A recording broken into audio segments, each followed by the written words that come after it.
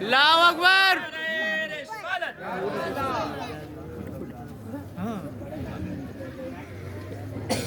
السلام علیکم ورحمۃ اللہ تعالی وبرکاتہ. وعلیکم السلام ورحمۃ اللہ وبرکاتہ.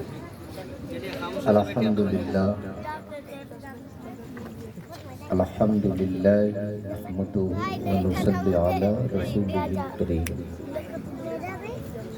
اما بعد اعوذ باللہ من الشیطان الرجیم. بسم اللہ الرحمن الرحیم. یا ایہا الذین آمنوا اتقوا اللہ وکونوا مع الصادقین.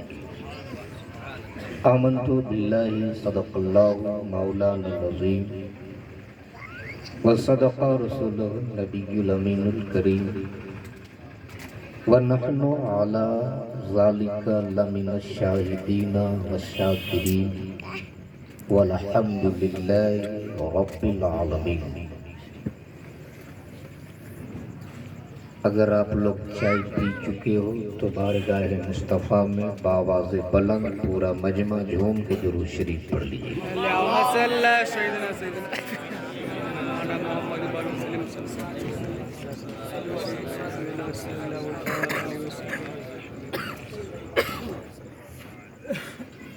ویسے چائے والے سے لوگ پریشان ہیں.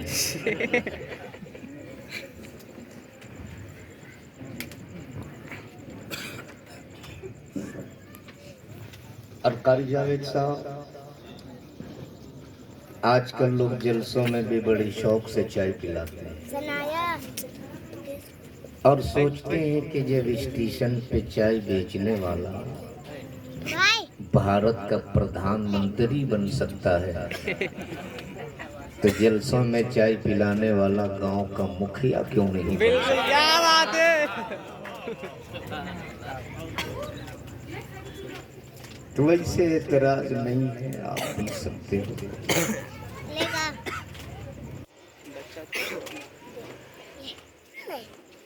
مجھ سے قبل جماعت اہل سنت کے مقتدر علماء کرام و شورا اسلام سے آپ نے سماعت کیا. خصوصیت کے ساتھ شاعر بارگاہ رسالت مآب محترم قاری اقبال اشرف نے بہت عمدہ کلام سنایا. جماعت اہل سنت کا وہ مشہور شاعر جن کا کہنے اور پڑھنے کا اس وقت پورے جھارکھنڈ، بہار، بنگال، اڑیسہ میں ایک منفرد فکر سمجھی جائے. شاعر اہل سنت جناب قاری رفیق انجم سے بھی آپ نے بہت اچھا سنا. ناظم اجلاس نقیب اعظم ہندوستان حضرت قاری لال محمد صاحب، وہ بھی بیچ بیچ میں موقع کا فائدہ اٹھاتے رہے.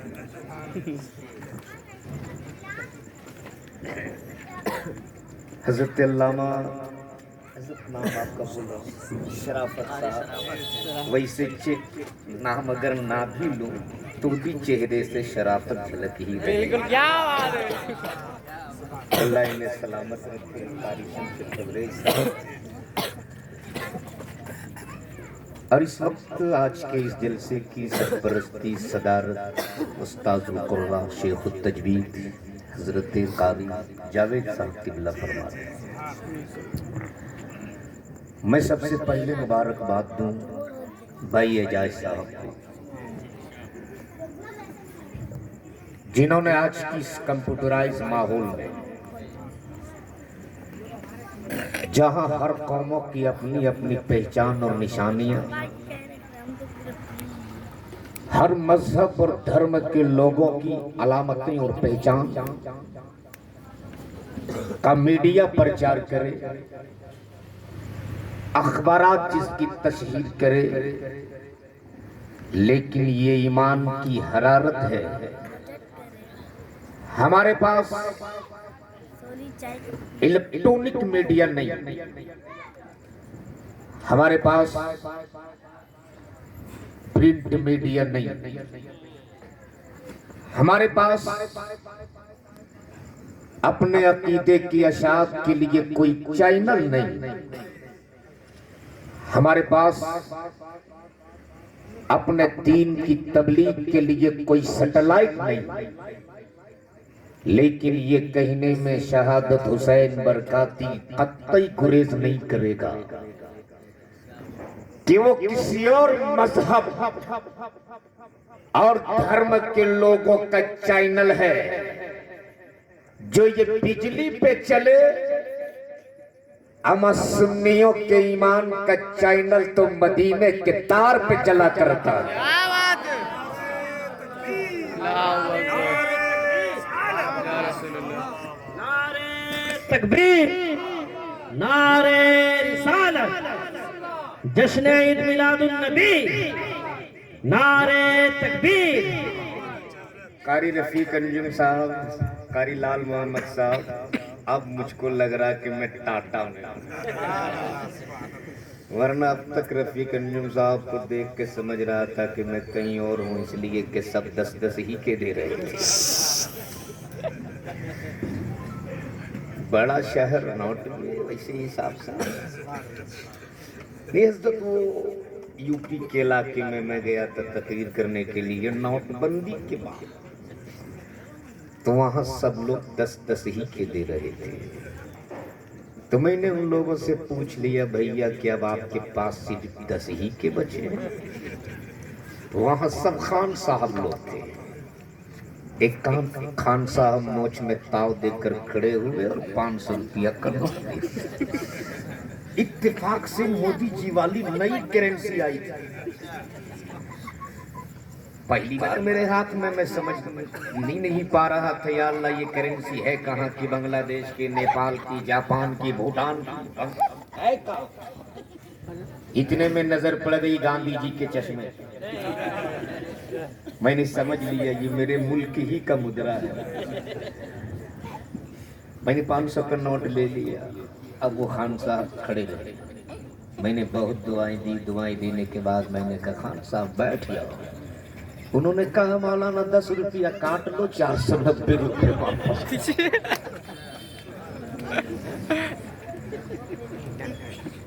یہاں ایسا نہیں ہوگا بھائی صاحب، اس لیے کہ یہاں پہلے ہی لوگ کاٹ کے دیں۔ تو اب دیکھنا یہ ہے کہ 100 سے بھی وہ مودی جی والی کرنسی ہے کہ نہیں، یہ بھی پتہ چل جائے گا۔ ویسے میں نے آپ کے ذرا بیدار کرنے کے لیے کچھ جملے ذرا جھوم کے بول دو، یا رسول اللہ۔ تھوڑی دیر آپ لوگ سن لیں گے نا، انشاءاللہ مطمئن رہیے وقت پہ اختتام ہوگا اس پروگرام کا، اور میرا مزاج یہ ہے کہ میں گھڑی دیکھ کے تقریر نہیں کرتا، سامعین کی چہرہ پڑھ کے تقریر کرتا ہوں۔ جتنے دیر آپ سنو گے بس اتنی ہی دیر، میں زبردستی خوراک دینے کا قائل نہیں ہوں، اس لیے کہ 4G 5G کا زمانہ آ گیا ہے، میموری میں جتنی ہی جگہ ہو بس اتنی ہی ڈاؤن لوڈ کیا جائے، ورنہ حضرت ہمارے مدھو پور کے علاقے میں دستور یہ ہے کہ جب میلاد شریف کا اختتام کرانا ہوتا ہے تو سامنے شیرنی رکھ دیتے ہیں، ہم لوگ سمجھ لیتے ہیں بس یہی پہ اس کو روکتے ہیں۔ حضرت یو پی علاقے سے خطیب آیا تھا میرے علاقے میں پہلی بار، ان کو تجربہ تھا نہیں، تو جب صاحب خانہ کو میلاد شریف کا اختتام کرانا ہوا تو سامنے لا کے شیرنی رکھا، بچرتا ان کو معلوم نہیں تھا تقریر کرتے، تب لا کر گلاس میں پانی رکھا کہ اب تو ختم کرے، لیکن خطیب بھی ضدی بولتے رہے، تب 2-4 ہٹھے کٹھے نوجوان گئے اور پوری دیگ پکڑ کے لا کے سامنے پٹک دیا، بولے حضرت رات بھر آپ ہی تقریر کیجئے، صبح کھا کر کے آپ ہی جائیے، مطمئن رہیے میں دیکھ نہیں آئی، اگر سنو گے تو ذرا ایک بار جھوم کے بول دو، یا رسول اللہ۔ اچھا بہت دیر سے دیکھ رہا ہوں پیچھے والے کس پارٹی کے لوگ ہیں، ان کو دیکھ کر ایک بات یاد آ گئی، قاری جاوید صاحب آپ اجازت دے دیں تو میں بتا دوں، حضرت ایک آدمی کے یہاں 2 چور گھسا. کتنا چور؟ ارے بولو نا. ایک چور کا نام تھا عبد الرحیم, دوسرا چور کا نام تھا عبد الکریم. اگر یہاں کسی کا نام ہو تو معاف کیجیے گا. حضرت وہ دونوں چور اتنے چالاک تھے کہ رات ہونے سے پہلے شام ہی میں گھر گھس گئے. تو جن کا نام عبد الرحیم تھا اوپر چھجا میں چھپ گئے, اور جس کا نام عبد الکریم تھا وہ پلنگ کے نیچے چھپ گیا. مکان مالک جب کام کر کے گھر لوٹا, رات میں کھانا کھانے کے بعد جب بستر پہ سویا تو بیوی بول پڑی, میرے سرتاج آج تو کھانے پینے کا کام چل گیا, لیکن کل کے لیے گھر میں اناج کی ایک بھی دانے نہیں ہے. شوہر بڑا صابر تھا, بول پڑا, گھبراتی کیوں ہو, وہ رحیم ہے نا, انتظام کرے. پھر تھوڑی دیر بعد بولتی دال بھی نہیں. شوہر بولا گھبرا مت, وہ رحیم ہے, انتظام کرے گا. پھر کچھ دیر بعد بولتی صبح اٹھنے کے بعد فوراً آپ کو چائے چاہیے. آج تو گھر میں چائے کی پتی بھی نہیں ہے. شوہر بولا گھبرا مت, وہ رحیم ہے, انتظام کرے گا. اتنا سننا تھا عبد الرحیم جو چھجا میں چھپا تھا دھڑام سے نیچے کود گیا اور غصہ کے بولا جب سب انتظام عبد الرحیم ہی کرے گا تو پلنگ کے نیچے جو عبد الکریم چھپا ہے وہ کاٹ کرے گا. تو اسی وقت سے میں دیکھ رہا ہوں بیچارے نعرہ بھی یہی لگائے, انعام بھی یہی 2-4 دے, سبحان اللہ بھی یہی لوگ بولے, تو پیچھے والے آپ لوگ کیا کرو گے؟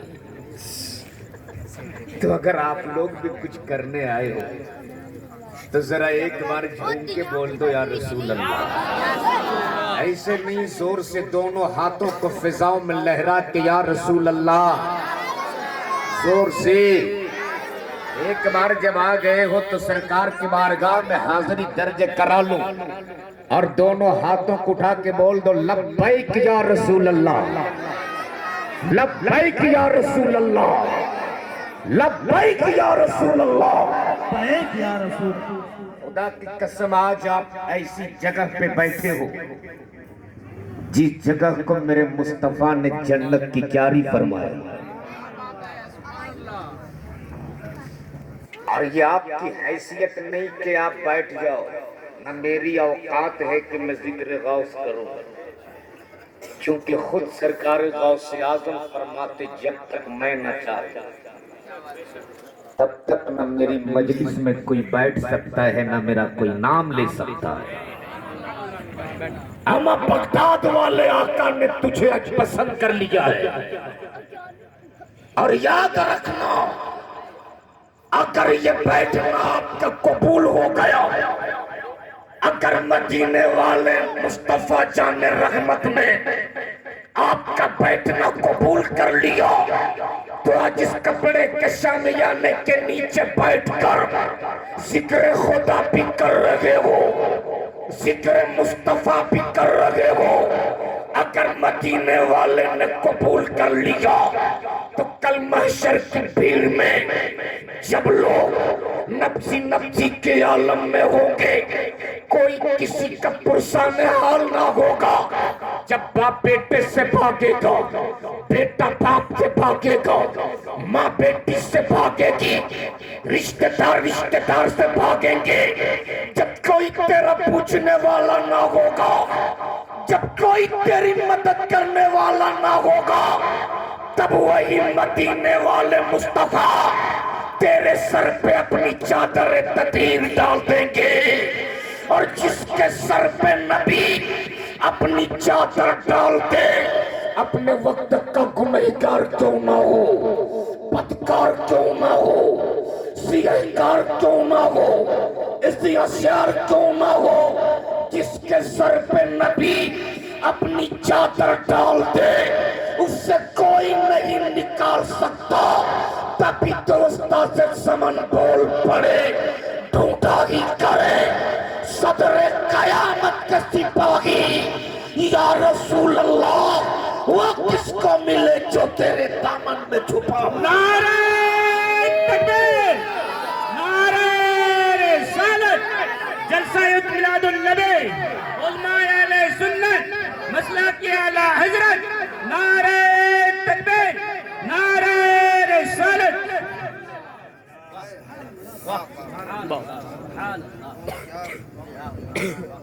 اس لیے اگر آج چند منٹ آپ کا بیٹھنا قبول ہو گیا نا، خدا کی قسم یہی رات ہمارے لیے نجات والی رات بن جائے گی، اس لیے کہ ہمارے پاس ایسے اعمال نہیں ہیں کہ ہم اپنے اعمال کے بنیاد پر بخشے جائیں، ہماری عبادت بھی اس لائق نہیں ہے کہ ہم اپنی عبادت کے بنیاد پر بخشے جائیں، ہمارے اخلاق اور کردار بھی اس لائق نہیں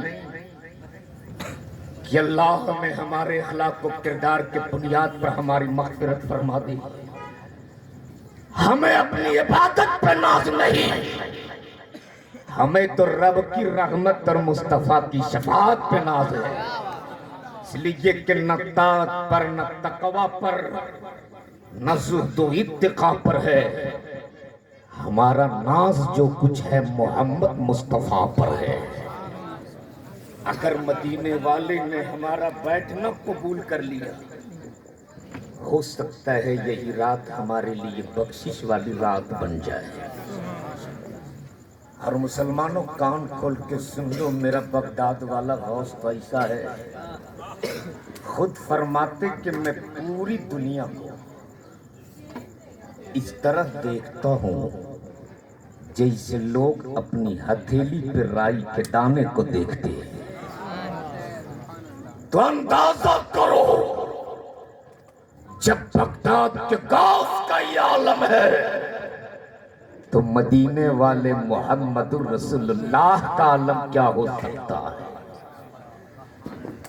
آپ نے بہت کرامتیں سنی ہے غوث اعظم، بہت کرامتیں سنی ہے، لیکن میں بزرگوں کی کرامتیں سنا سنا کر جنت کی چابی بیچنے والے مولویوں میں نہیں ہوں۔ سنو میرے غوث اعظم کی کرامتیں سنے ہو، 12 برس کی ڈوبی ہوئی کشتی نکال دی میرے غوث نے، یہ صحیح ہے۔ مردوں کو قم باذن اللہ کہہ کے زندہ کر دیا، یہ بھی حقیقت ہے۔ بہت کرامتیں سنے ہو غوث اعظم کی، آج غوث اعظم کے صرف ایک قول سن لو۔ جس غوث اعظم کی مجلس میں آئے ہو وہی سرکار غوث اعظم فرماتے اگر کسی نے کسی بھوکے کے منہ میں کھانے کا ایک لقمہ ڈالا، بہت غور سے سننا میری گفتگو، بہت توجہ سے سننا میری گفتگو، کیا فرماتے غوث اعظم اگر کسی نے کسی بھوکے کے منہ میں کھانے کا ایک لقمہ ڈالا گویا اس نے 1000 جامع مسجد بنانے سے بہتر کام کیا۔ لیکن آج آپ جھانک کر دیکھ لو اپنے آپ کو کہ ہمارے یہاں حالات کیا ہیں۔ میرے مصطفیٰ فرماتے بھوکوں کو کھانا کھلاؤ اور سلام کو عام کرو۔ سبحان اللہ، کیا کہا میرے نبی نے؟ سلام کو عام کرو اور بھوکوں کو کھانا کھلاؤ۔ لیکن حضرت قاری صاحب آج ان دونوں چیزوں سے ہم لوگ بہت دور ہیں۔ اگر محلے کے سیکریٹری صاحب ہو یا مسجد کا متولی ہو تو اپنے آپ کو بھارت کے راشٹرپتی سے کم نہیں سمجھتے۔ بیچ چوراہے میں سینہ پھولا کے کرسی پہ بیٹھے ہیں، امام صاحب آ رہے ہیں، میں تو مسجد کا متولی ہوں، میں کیا سلام کروں؟ امام صاحب مجھے سلام کریں۔ اور اگر حاجی صاحب ہے تب تو قیامت۔ ہم تو مکہ مدینہ دیکھ کر آئے ہیں، ہم کیوں سلام کریں؟ لوگ ہمیں سلام کریں۔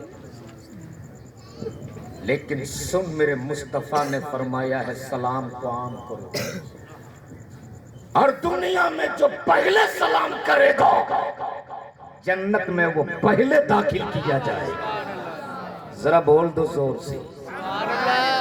آج میں سلام کے کچھ فائدے آپ کو بتا دوں، سنو گے؟ سنو گے؟ اچھا ایک بات بتا دو، جتنے اس مجلس میں ہو کوئی ایسا خوش نصیب انسان ہے جو یہ کہہ دے کہ حضرت شادی جب سے ہوئی ہے تب سے اب تک بیوی کے ساتھ کبھی جھگڑا ہی نہیں ہوا؟ اجازت بھائی بہت مسکرا رہے ہیں۔ بہت قریب سے کبھی اگر سمجھنا ہو تو قاری لال محمد سے سمجھ لیجیے، اور قریب سے جاننا ہو تو کبھی فون پہ قاری رفیق علیم سے پوچھ لیجیے۔ مطمئن رہیے قاری صاحب، میں بھی محفوظ نہیں ہوں۔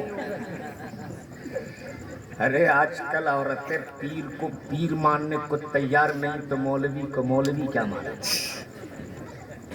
ہوا تھا ایک پیر صاحب تھے، زمانہ ان کو پیر مانتا تھا، گھر والی مانتی نہیں تھی۔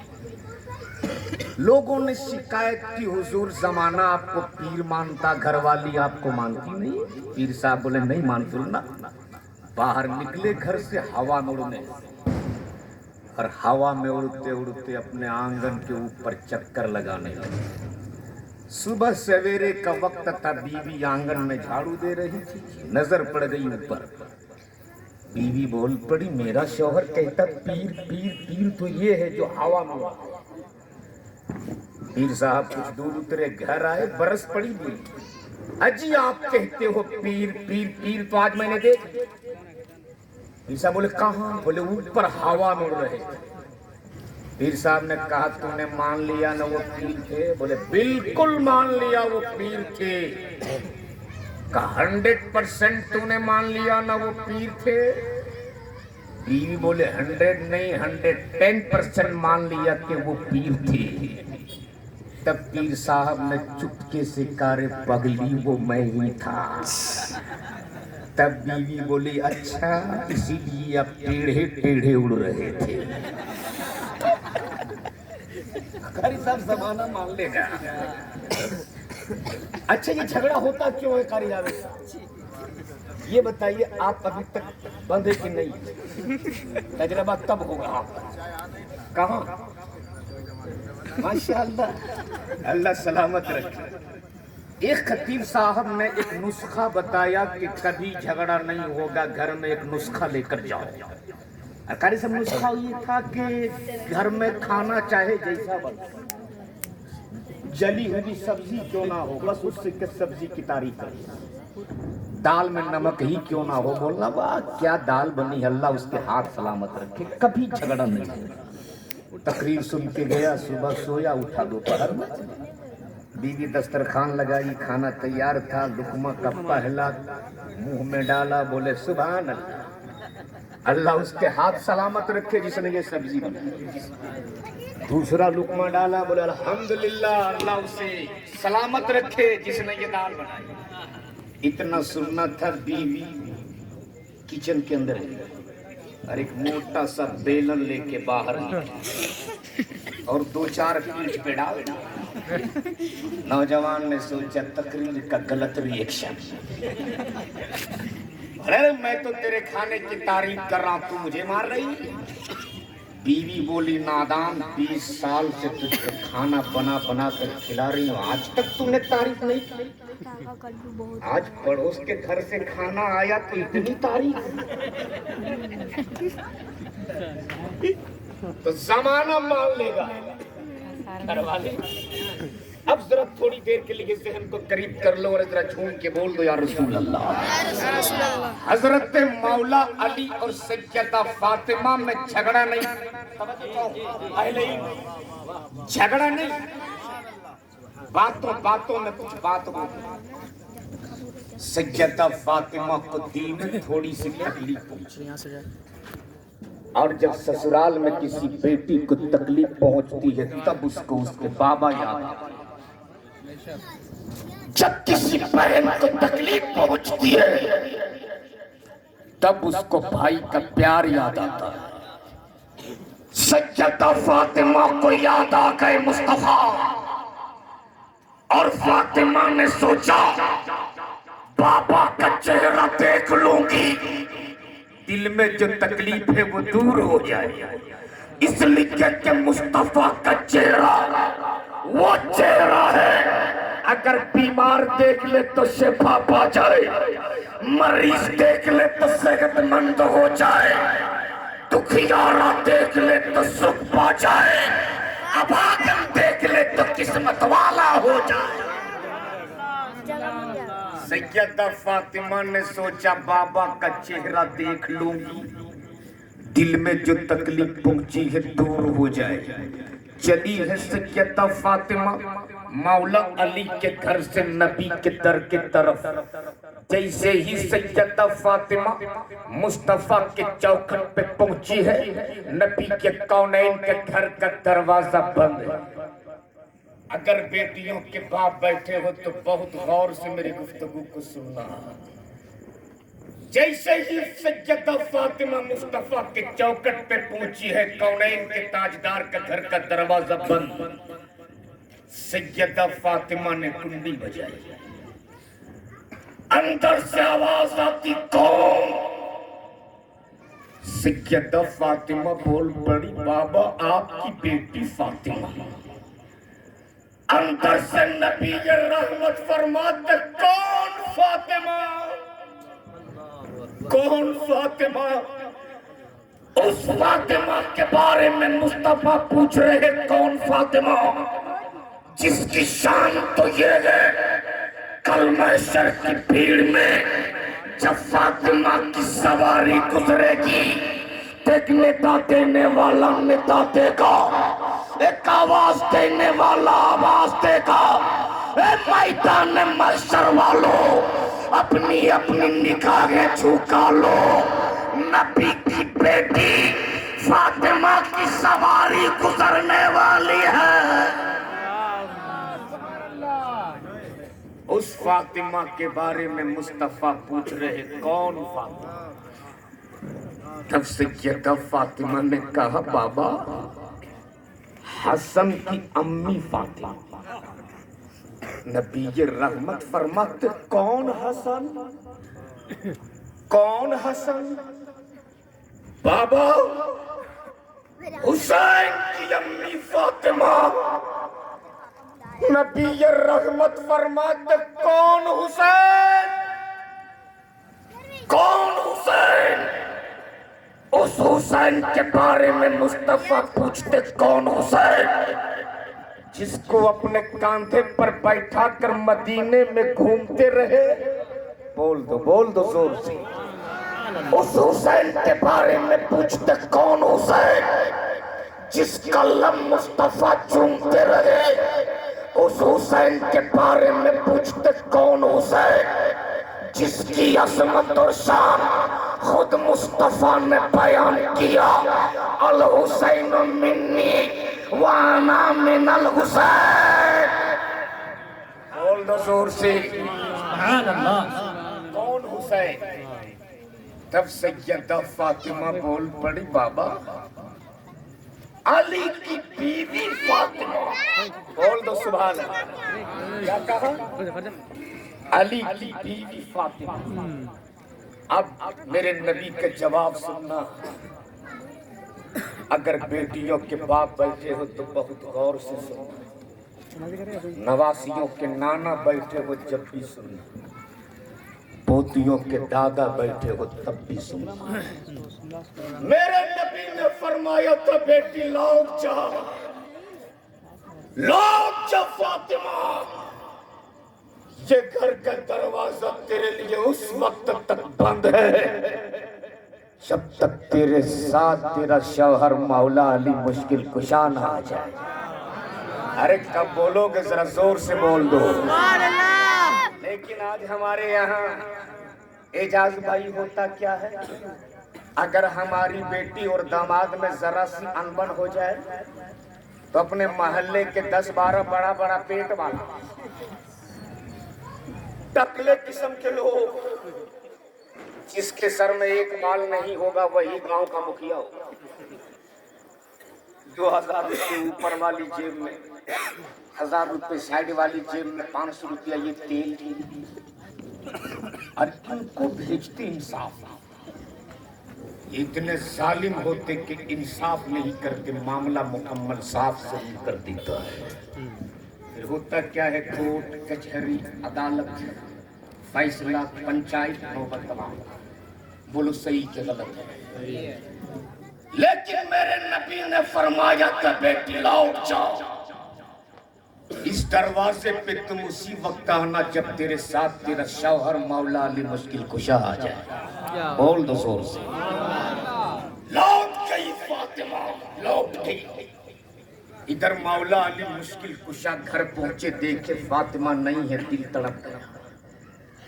اس لیے تو میں ہر جگہ سینہ ٹھوک کے کہتا ہوں, شوہر ہو تو علی کی طرح, بیوی ہو تو فاطمہ کی طرح.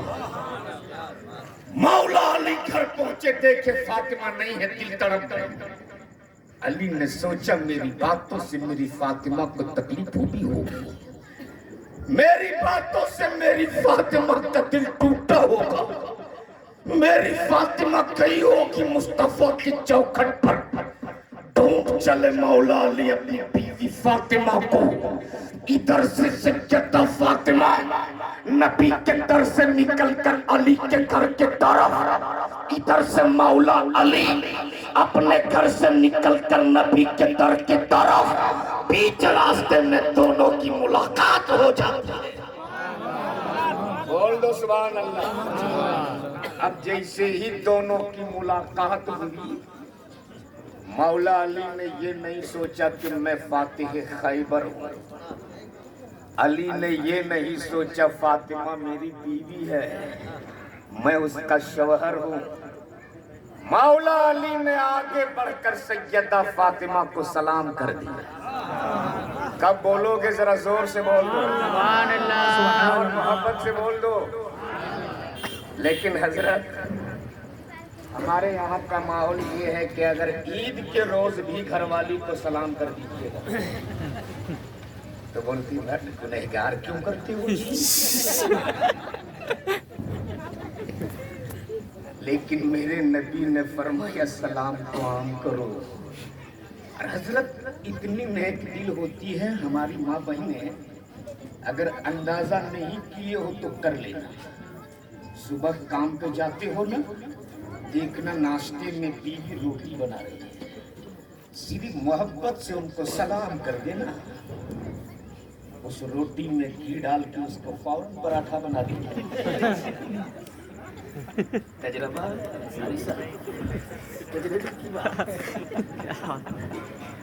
اگر پراٹھا بنانا ہے تو سلام کو سنائیے.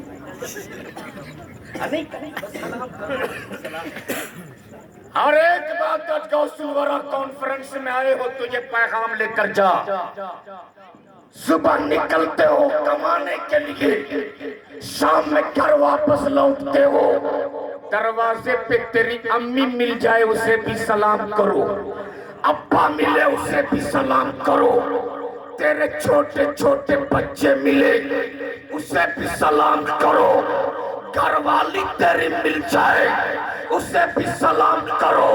اور اگر تیرا گھر خالی ہو, تیرے گھر میں کوئی نہیں, تو داخل ہونے سے پہلے سلام کرو. اس لیے کہ میرے نبی فرماتے جس گھر میں کوئی نہیں ہوتا اس گھر میں مصطفیٰ ہوتے ہیں.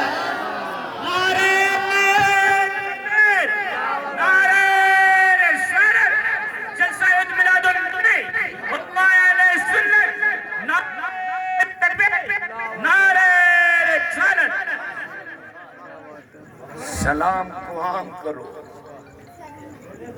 مولا علی مشکل کشا نے سیدہ فاطمہ کو سلام کیا, جھگڑا ختم. سبحان سبحان. ارے یہ تو سرکار تاج الشریعہ کے غلاموں کا اے ٹی ایم ہے سر. بھارت کے اے ٹی ایم بند ہو جائے, سرکار تاج الشریعہ کے غلاموں کا اے ٹی ایم کبھی بند نہیں ہوتا. رات جیسے جیسے گزرتی ہے ٹیم میں ویسے ویسے زیادہ جھوم کے بول دو یا رسول اللہ، یا رسول اللہ، اور محبت سے بول دو یا رسول اللہ۔ اب ذرا ذہن کو قریب کر لو، جیسے ہی مولا علی نے سیدہ فاطمہ کو سلام کیا، سیدہ فاطمہ نے آگے بڑھ کر علی کے دست کرم کو چوم لیا۔ بول دو سبحان اللہ۔ سبحان اللہ۔ جیسے ہی مولا علی کے دست کرم کو فاطمہ نے چوما ہے، مولا علی مشکل کشا نے آگے بڑھ کر فاطمہ کے زلفوں کو چوم لیا۔ ارے بول دو نا۔ سبحان اللہ۔ جیسے ہی زلفوں کو چوما ہے علی نے، تڑپ گئی فاطمہ اور پلک پلک کے رونے لگی اور رو رو کے عرض کرنے لگی، اے علی میں گئی تھی پاپا کے چوکھٹ پر، میں گئی تھی پاپا کے دروازے پر، میرے وہ پاپا جو مجھ سے بے پناہ محبت کرتے ہیں، میرے وہ پاپا جو مجھ کو چومتے بھی ہیں، مجھ کو سونگھتے بھی ہیں، آج مجھ پر اپنے گھر کے دروازے کو بند کر دیے۔ مولا علی مشکل کشا نے فاطمہ کو تسلی دیا، ہاتھ پکڑا اور فرماتے فاطمہ گھبرا مت، اب چل دو۔ کیا کہا؟ اب چل دو۔ کیا کہا؟ اب چل دو۔ آگے آگے مولا علی، پیچھے پیچھے سیدہ فاطمہ۔ اب بولو گے ذرا زور سے، زور سے۔ آگے آگے فاتح خیبر، پیچھے پیچھے خاتون جنت، آگے آگے حسن کے ابا، پیچھے پیچھے حسین کی امی۔ بول دو، بول دو۔ دونوں نبی کے چوکھٹ پہ حاضر، مصطفیٰ کریم کے گھر کا دروازہ بند۔ مولا علی فرماتے، فاطمہ سوچ کیا رہی ہو، اب ذرا کنڈی بجا دے۔ جیسے ہی سیدہ فاطمہ نے کنڈی بجائی، نبی کونین نے آگے بڑھ کر اپنے رحمت والے ہاتھ سے گھر کا دروازہ کھول دیا اور اپنی بیٹی فاطمہ کو اپنے سینے سے لگا کر کہا، مرحبا میری بیٹی تو آ گئی، مرحبا میری فاطمہ تو آ گئی۔ گویا نبی کے کونین نے اپنی بیٹی فاطمہ پر اپنے گھر کے دروازے کو بند کر کے قیامت تک آنے والی اپنی پوری امت کو پیغام دے دیا، اگر تیری بیٹی اور داماد میں کبھی انبن ہو جائے تو تم اس میں دخل اندازی مت کرو، بلکہ ان دونوں کو صلح کر لینے دو۔ اگر تو نے اس پہ عمل کر لیا تو خدا کی قسم تیرے گھر میں کبھی طلاق کی نوبت آ ہی نہیں سکتی۔ نعرہ تکبیر، نعرہ رسالت، جشن غوث الورا کانفرنس، علماء اہل سنت، نعرہ تکبیر، نعرہ رسالت۔ لیکن آج ہمارے یہاں ہوتا کیا ہے، اگر ذرا سی سسرال میں بیٹی کو تکلیف ہو جائے، فون کا زمانہ ہے، ابو باپ بھی کم نہیں ہے، بولتا بیٹی گھبرانا نہیں، اب بھی آتا ہوں اس کے گھر کا پھوٹا کھمبا سب اکھاڑ دیں۔ سمجھتا کیا؟ یاد رکھنا، اس سے آپ اپنی بیٹیوں کا گھر سدھار نہیں رہے ہو، گھر کی گاٹ۔ اور میں آپ سے کہوں گا، اگر آپ اپنے گھر کو جنت کا نمونہ بنانا چاہتے ہو، آج ساس بہو میں جگہ، میں اگر میری آواز میری ماں بہنوں تک جا رہی ہو تو میں کہوں گا، میری ماں بہنوں जिस दिन तूने अपने घर के बहू को बेटी समझना शुरू कर दिया, क्या बात है, सुभान अल्लाह। और जिस दिन घर की बहुएं अपने सास ससुर को माँ बाप समझना शुरू कर दिया, खुदा की कसम उस घर में कभी झगड़ा नहीं बल्कि वो घर जन्नत का नमूना बनता है। क्या बात है, सुभान अल्लाह। लेकिन हसरत होता ये है, अगर ससुराल में बेटी खुश है तो माँ आती है इमाम साहब के पास, हजरत बड़ा अच्छा दामाद मिला है, और दामाद नहीं हीरा मिल गया, हीरा, बहुत खुश है मेरी बेटी, मेरा दामाद तो दस्तरखान पे के साथ बैठा के खिलाता है, बहुत अच्छा दामाद। और अगर घर में बेटा बहू के साथ खाना शुरू कर दे तब कयामत। फिर आते इमाम साहब के पास, हजरत कोई ताबीज दे दीजिए ना, मेरा बेटा बदतमीज हो गया, शर्म है नहीं। अभी कल परसों ससुराल से आया है, लगता है वहां उसके सास ससुर ने कुछ खिला दिया। यानी बेटी अगर ससुराल में अपनी खुश है तब माँ बहुत खुश, और उसी घर में अगर बहू खुश रह रही है तो माँ के सीने में सांप लौटता है।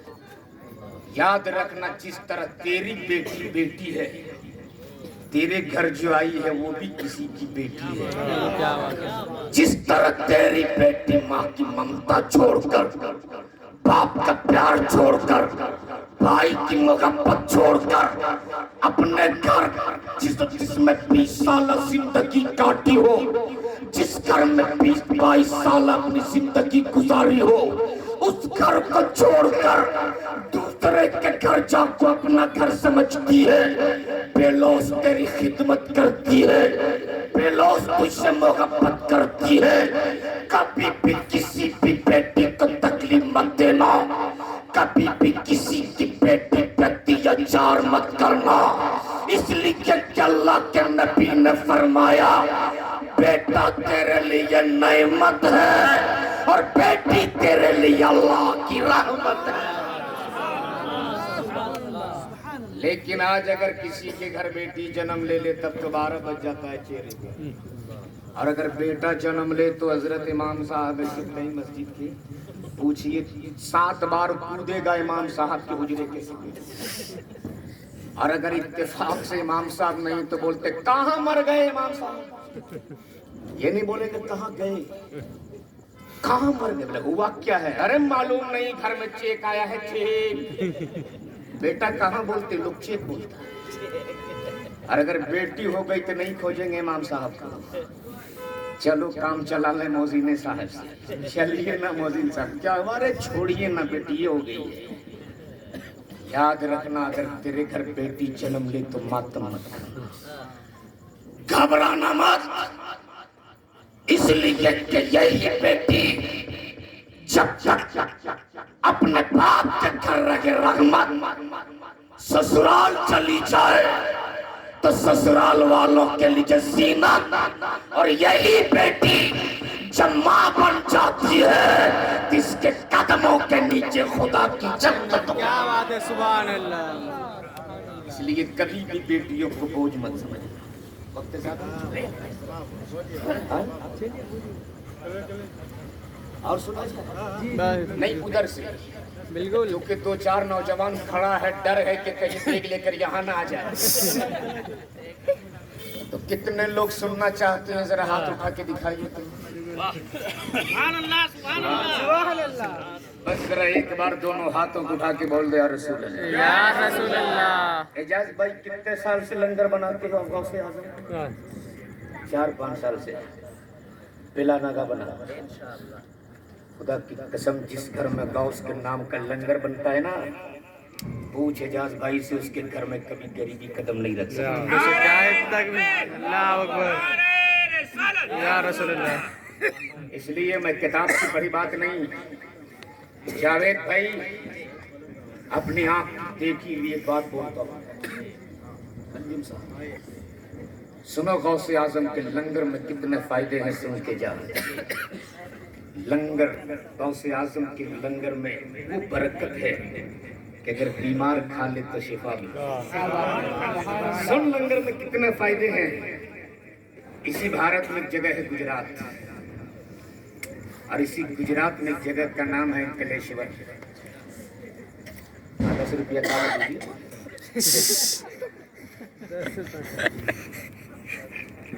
डूब के बोल रहे या रसूलुल्लाह।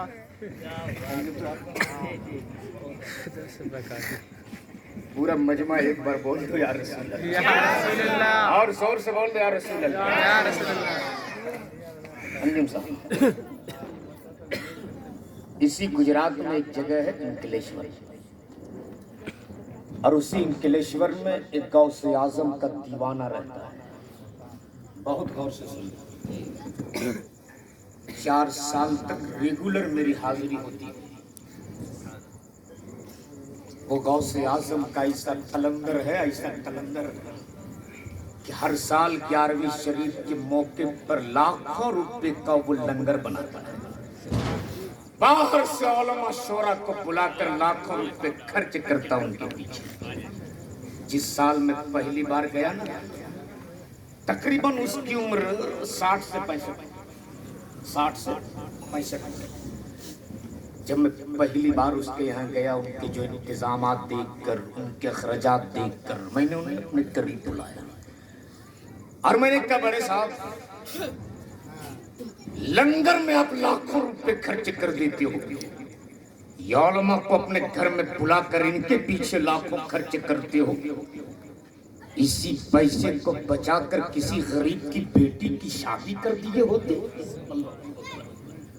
इतना सुनना था, उसकी आंखें बरसने लगी, फूट फूट कर रोने लगा और हिचकियां ले लेके बोल पड़ा, हजरत जी, आज जो आप मेरी ये करोड़ों की बिल्डिंग देख रहे हो, दरवाजे पे कई लग्जरी गाड़ियां देख रहे हो, ये सब उसी गौसे आजम का दिया हुआ सदका है। बोल दो जोर से। उन्होंने कहा, जब आपने छेड़ दिया है तो सुन लो।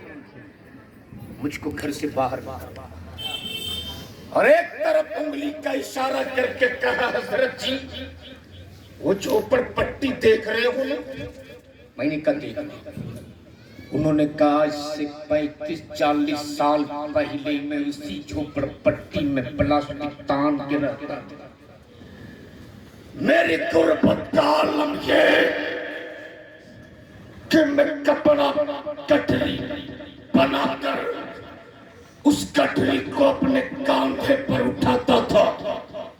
गुजरात के शहरों में गलियों में घूम घूम कर मैं कपड़े की फेरी करता था। दिन भर मैं कपड़ा बेचता था, तब जाकर रात में मेरे घर में चूल्हा जलते थे। अरे सुभान अल्लाह। आइए हजरत अल्लामा अमानुल्लाह साहब किबला, सुभान अल्लाह, तशरीफ ला चुके हैं।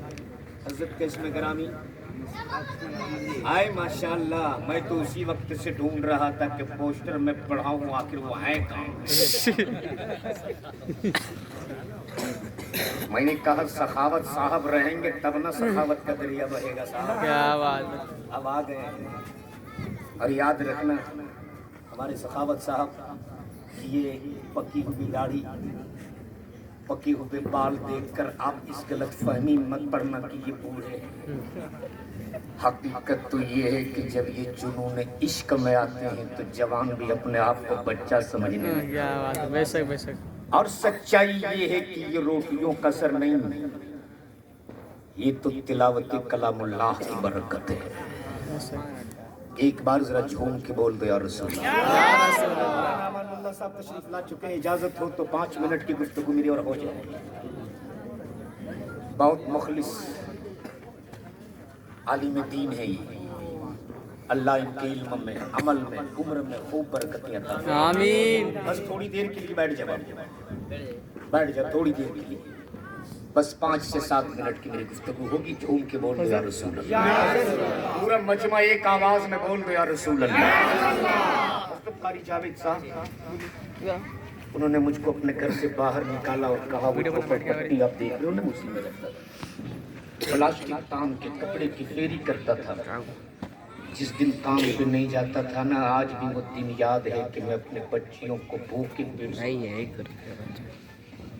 ये मेरे गुर्बत के दिन थे जब बरसात के महीने में बारिश होती थी तो छत में कोई ऐसी जगह बाकी नहीं जहां से पानी की बूंद न टपकती। रातों रात हम दोनों मियां बीवी चैन की नींद नहीं सोती थी। बच्चों को गोद में लेकर पूरी रात को आंखों में काट देती थी। ये मेरे गुर्बत के दिन थे ये। उन्होंने कहा हजरत जी, एक दिन मेरे पड़ोस में रहने वाले मेरे एक पड़ोसी ने गौसे आजम के नाम की 11वीं बनाई। मुझ गरीब की भी दावत थी, मैं भी लंगर खाने पहुंचा। मैंने देखा लोग आ रहे हैं, गौसे आजम का फैजान लूट के जा रहे हैं। लोग आ रहे हैं, गौसे आजम का लंगर खा के जा रहे हैं। तब मुझको पहली बार अपनी गुर्बत का एहसास हुआ जब मैंने अपने बच्चों को भूखे पेट सुलाया। तब भी मुझको अपनी गुर्बत का एहसास न हुआ। जब मैं फुटपाथ पर प्लास्टिक तान के रखता तब भी मुझको अपनी गुर्बत का एहसास न हुआ। लेकिन जब मैं गौस का लंगर खाने पहुंचा तब मुझको अपनी गुर्बत का एहसास हुआ। काश मेरे पास भी दौलत होती, मैं भी गौसे आजम के नाम का लंगर बनाता, मैं भी गौसे आजम के नाम का फातिहा दिलाता। मेरे अल्लाह, तूने मुझको गरीब क्यों रखा? तूने मुझे दौलत क्यों नहीं दिया? मैं तेरे गौस के नाम का लंगर बनाता। मैं गौसे आजम का लंगर खा के घर लौट तो आया, लेकिन रात भर मुझको बिस्तर पे नींद नहीं आई। करवटें बिस्तर पे बदलते रहा।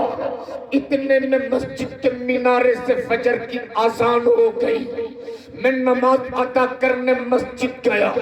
नमाज से फारिग होके जब घर लौटा तब मेरे दिमाग में तकदीर आई कि मैं रोजाना काम पे जाऊंगा, मैं जी भर के मेहनत करूंगा और उसी पैसे को बचा बचा कर आने वाला साल मैं भी गौसे आजम के नाम का 11वीं मनाऊंगा, मैं भी गौसे आजम के नाम का फातिहा दिलाऊंगा। उन्होंने कहा हजरत जी, अब मेरा रोजाना का मामूल ये था, सुबह निकलता था कमाने के लिए, शाम में घर वापस लौटता था। चावल लेने से पहले, दाल लाने से पहले, आटा लाने से पहले, सब्जी लाने से पहले मेरी जिंदगी का मामूल ये था कि कुछ न कुछ पैसे एक झोले में डालते जाता। आने वाला साल इसी पैसे से गौसे आजम के नाम का लंगर बनाऊंगा। आने वाला साल मैं भी गौस के नाम का फातिहा दिलाऊंगा। दिन गुजरते गए, रातें कटती गई, हफ्ते गुजरते गए, महीने बीतते गए, 2 महीने बीत गए, 4 महीने बीत गए, 6 महीने बीत गए, 8 महीने गुजर गए। जैसे जैसे दिन गुजरता था उसकी उमंगें बढ़ती जाती थी।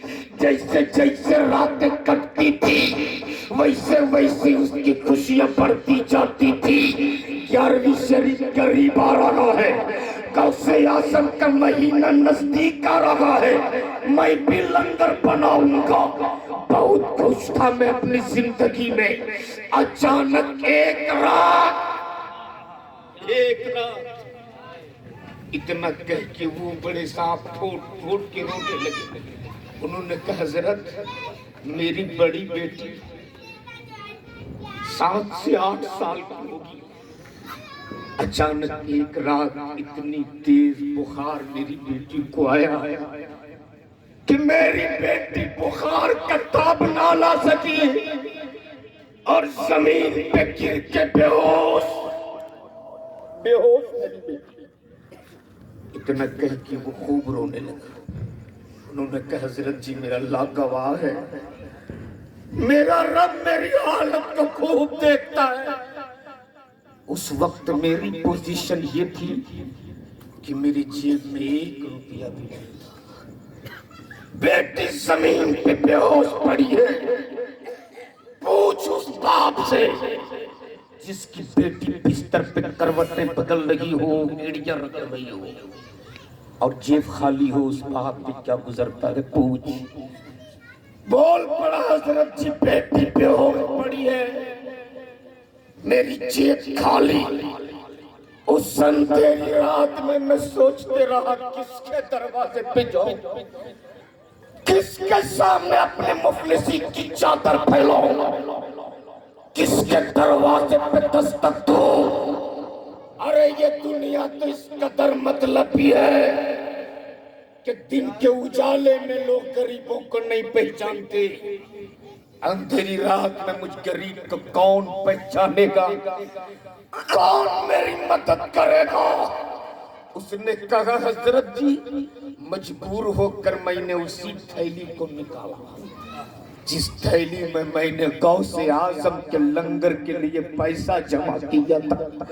جب میں گنا نا تو اس میں 800 کچھ روپے تھے، میں نے اسی پیسے کو جیب میں ڈالا، اپنی بے ہوش شدہ بیٹی کو اپنی گود میں اٹھایا۔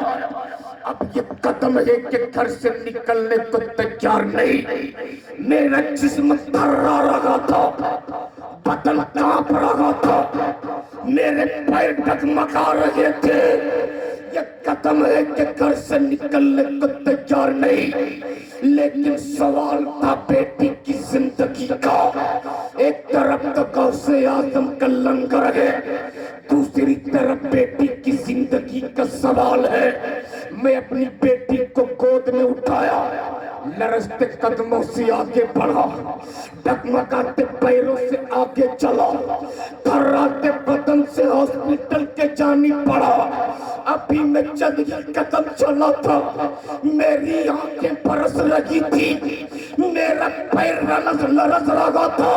میں اس اندھیری راتوں میں اپنی نگاہوں کو آسمان کی جانب اٹھایا تھا اور بغداد کی جانب لو لگا کر عرض کیا تھا، اے شہنشاہ بغداد، تو نے اشارہ کر دیا تو 12 برس کی ڈوبی ہوئی کشتی نکل آئی، تو نے اشارہ کیا تو مردوں میں زندگی آ گئی۔ مجھ غریب پر بھی نظر عنایت کیجئے، مجھ غریب پر بھی نظر کرم ڈالیے۔ اس نے کہا حضرت ابھی میری نگاہیں اوپر سے نیچے بھی نہیں آئی تھی کہ میری بیٹی کی آنکھیں کھل گئی، میری بیٹی مسکرانے لگی، میری بیٹی صحت یاب ہو گئی۔ تو مجھ کو کہنے دو لوگوں، جب بغداد کے غوث کا یہ عالم ہے تو مدینے والے رسول اللہ۔ نعرے تکبیر، نعرے رسالت، جشن غوث الورا کانفرنس، علماء اہل سنت، نعرے تکبیر، نعرے رسالت۔ بہت اچھے۔ انہوں نے جو کہا نا کہ جو پہلا سال جو میں نے غوث اعظم کا لنگر بنایا تھا وہ صرف 1100 کچھ روپے کے تھے۔ میں بلا ناگا اپنے غوث کے لنگر بناتے گیا، میرے اللہ میری رزق میں برکتیں دیتی گیا۔ اور آج انہوں نے کہا ایک شادی کی بات کرتے ہو، ہر سال 5 سے 7 غریب بچیوں کی میں اپنے پیسے سے شادیاں کرواتا ہوں۔ سبحان اللہ۔ اور جب مالک بیماری میں مبتلا ہو جائے، غریب ہو جو علاج کے لیے پیسہ نہیں، میں اپنے جیب سے اس کے علاج میں خرچ کرتا ہوں۔ اس لیے میں جانتا ہوں غربت کیا چیز ہے، میں جانتا ہوں غریبی کی زندگی کیسی زندگی ہے، میں جانتا ہوں۔ اس لیے کوئی ضروری نہیں کہ برکاتی آئے تب تیرے گھر میں لنگر بنے، کوئی ضروری نہیں رفیق انجم جیسا شعر آئے تب لنگر بنے، کوئی ضروری نہیں 1 کنٹل چاول ہو تب لنگر بنے۔ ارے 5 کلو چاول لے، 5 کلو مت بلا بڑے علماء بڑے شعراء کو، اپنے مسجد کے امام کو بلا سبحان اللہ اور اپنے غوث کے نام کا فاتحہ دلا کر غریبوں میں تقسیم کر دے. خدا کی قسم تیرے گھر میں کبھی غریبی قدم نہیں رکھ سکتی. سبحان اللہ کیا بات ہے. اس لیے اللہ تعالیٰ ہمیں سننے سے زیادہ اچھی باتوں کی عمل کرنے کی توفیق عطا فرمائے. آمین. میرے اللہ میری اس قوم کے جوانوں کے اندر وہ حوصلہ اور جذبہ دے. آج فلسطین پر جو مظلوم مسلمانوں کے ساتھ کیا جا رہا ہے، میرے مالک اس غیب سے مدد فرما. آمین آمین. آج ہم کتنے مجبور ہو چکے ہیں، ہم تو اس کے لیے دعا کے لیے ہاتھ بھی نہیں اٹھا سکتے. آج اگر کوئی مظلوم مسلمانوں کے لیے دعا کر رہا ہے تو اسے اریسٹ کر کے سلاخوں کے پیچھے ڈالا جا رہا ہے. لیکن دعا کرو اللہ ان مظلوم مسلمانوں کے غیب سے مدد کرے، اور پھر کوئی ابو عبیدہ جیسا سالار بھیج دے بیت المقدس کی حفاظت کے لیے. آمین.